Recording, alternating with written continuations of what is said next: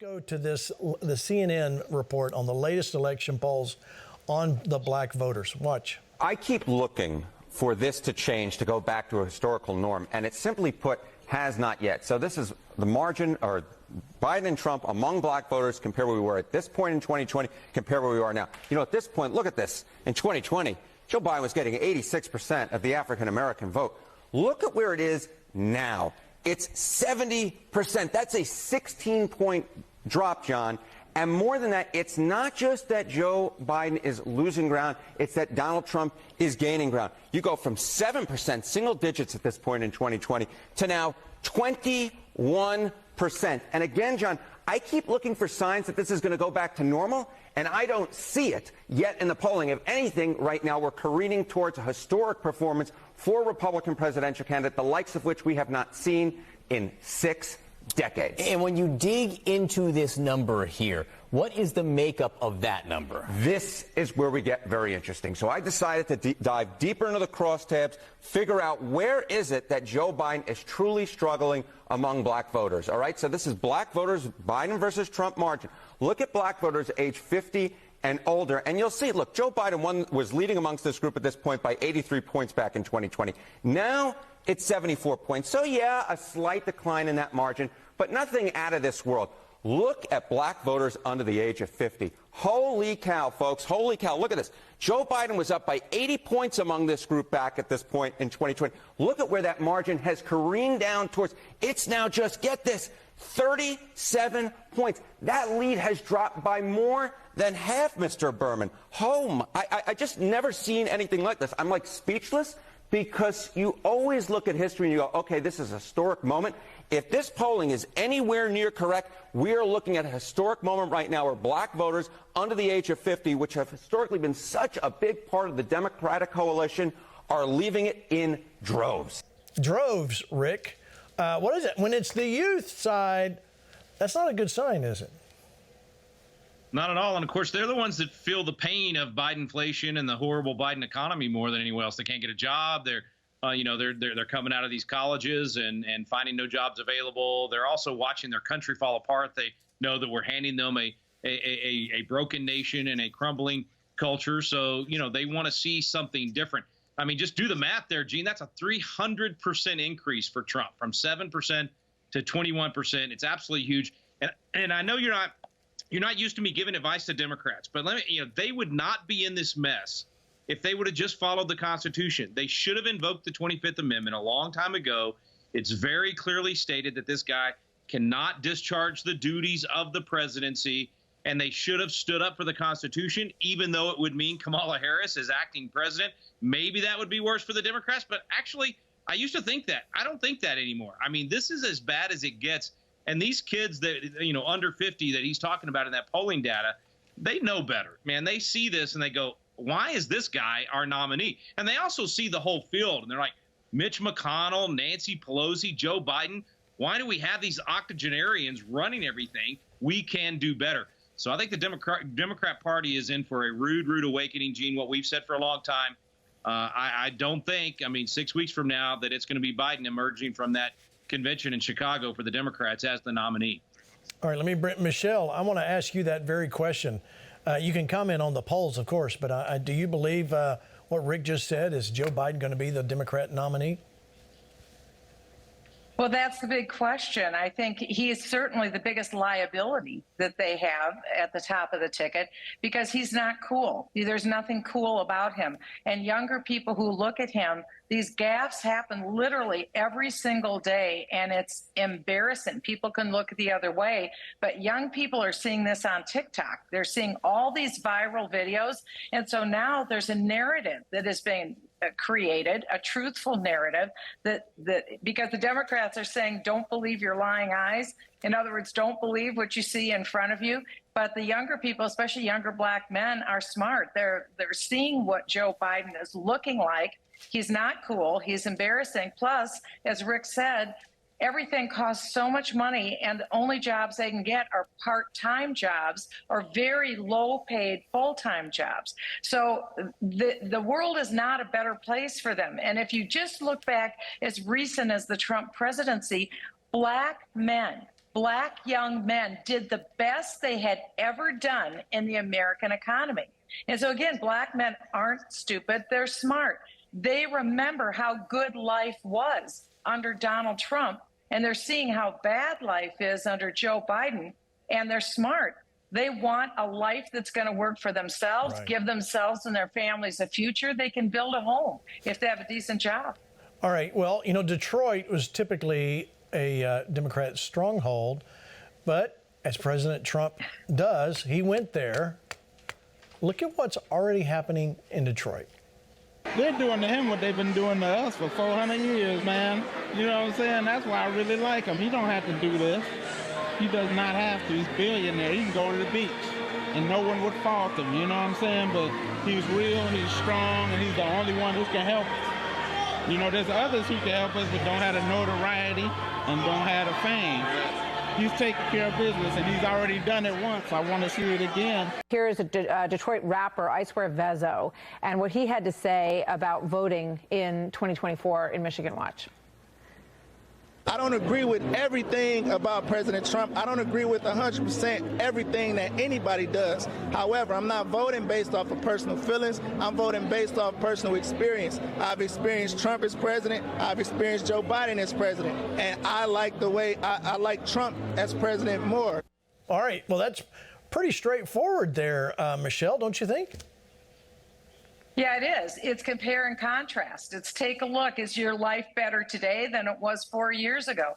Under Joe Biden, life has just had a straight downward spiral, as opposed to Donald Trump, where especially for the black men and black families and women and youth, all people, all boats were rising under President Trump. And that's really it. I mean, the biggest sticker shock of all is going to a grocery store. And literally every week when I go to a grocery store, I'm so shocked. Inevitably, there isn't one trip where I don't take something out of my cart and put it back on the shelf, because I think to myself, there's no way I'm paying that for this item, because I know what it cost just a couple of years ago. And that isn't me. That's a lot of people, because the sticker shock is horrifying for people. It's changing our lives for the worse. It sure is. But Rick, let's go back, because I forgot this one. This is the Detroit mayor. Look at this tweet of what he says. Kwame Kilpatrick, former Democrat mayor of Detroit, just endorsed Donald Trump for president. So what does that say to you, Rick? I mean, this is Detroit. Well, it's good news for the country, right? Because it means that people are waking up. You know, the George Orwell thing about the last act of the party was to tell you not to believe your own eyes and ears. And the Democrats have just gone too far. They pushed this thing way too far. They continue to come out and do their press conferences and tell you the exact opposite of what you're experiencing, both in your pocketbook and just in the neighborhood as you look around the community. And people are done, man. I mean, they're really waking up. I think all of us that are on the program, you know, we're all out there in the field. We're always talking to a lot of people every week, and we can feel that shift that's been happening. We can see that people's eyes are more open than ever. And I've said it before on the program, Gene, but it's hopeful to me, because it's a window of opportunity to see millions of people during this pain that people are feeling. There's an opportunity for millions of people to be converted to the biblical principles of liberty.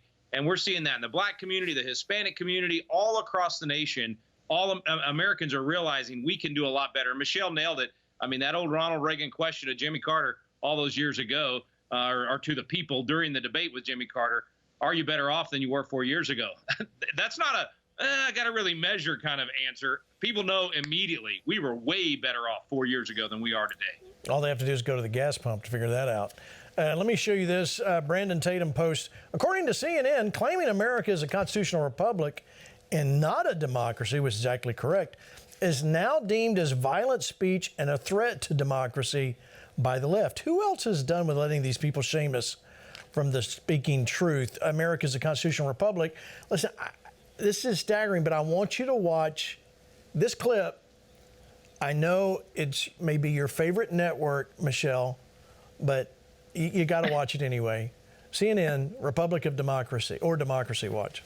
President Biden touts his re-election campaign as a fight to preserve democracy. But if you ask some Trump supporters, the former president is not a threat to democracy because the United States is not a democracy. CNN's Donnie O'Sullivan spoke to some of those supporters. What happens if Trump loses? I don't see him losing. I don't think he lost the last election, to be honest. Do you think he's going to win? Yes. Without a doubt. No doubt. What if he doesn't this time? What happens to the country? We're in trouble. We're done. If Biden talks about democracy, saving democracy, they're the ones that are killing democracy. Obviously, there's a lot of criticisms of Trump that he is bad for democracy, that he's bad for American democracy. Okay, we are a republic. We're a republic. We are We're not a democracy. Republic. We're not a democracy.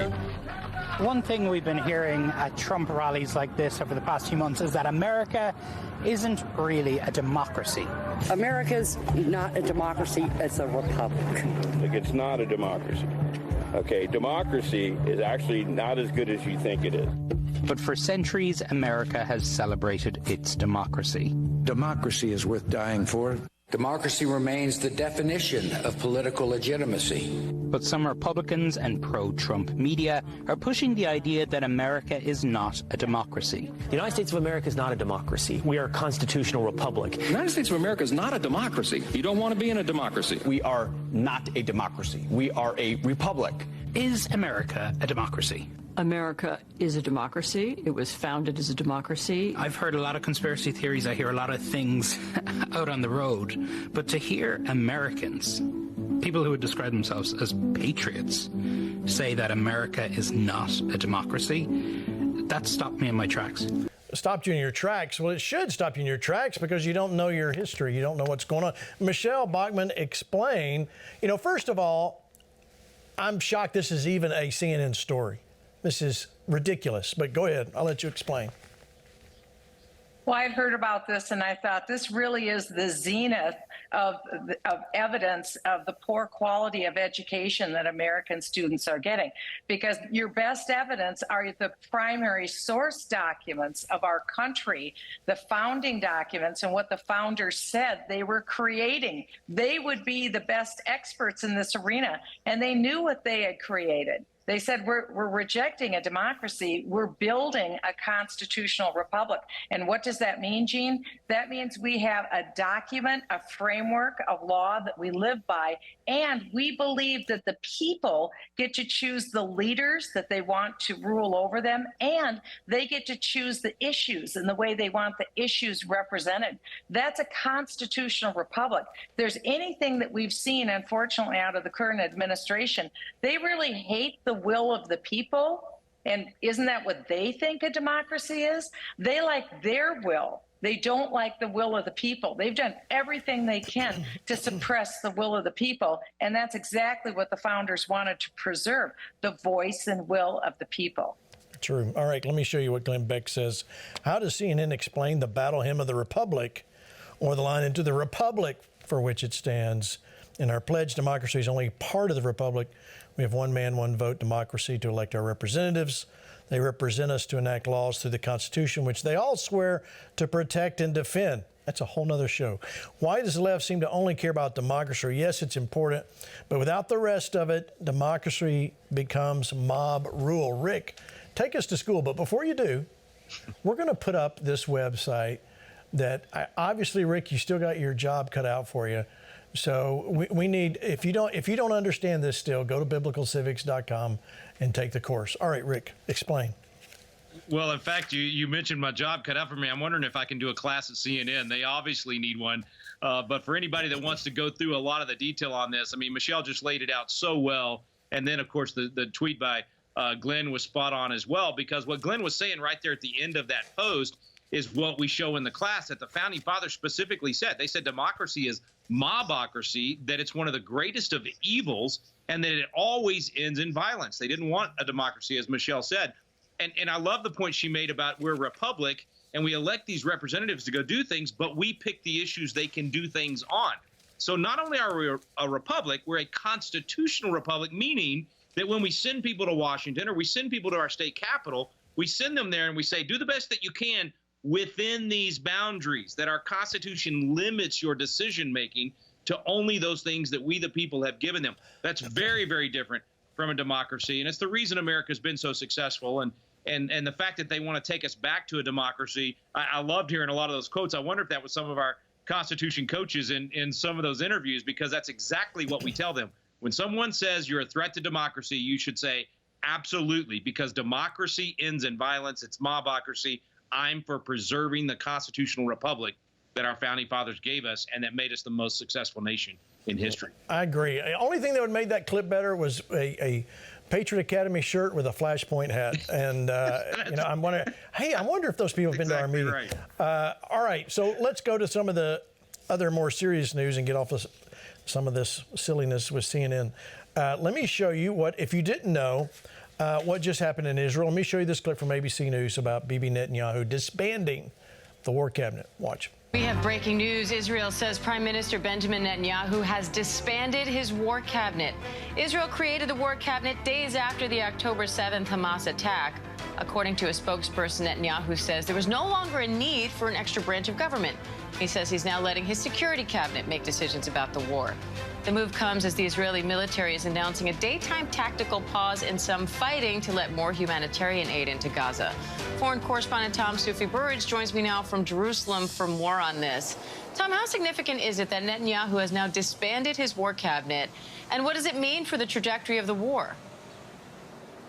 I think it's significant. It reflects the fractured nature of Israeli politics right now, Diane. Look, the war cabinet was set up after October 7th. It was a symbol of the unity government here. You had liberals coming in. You had former IDF chiefs.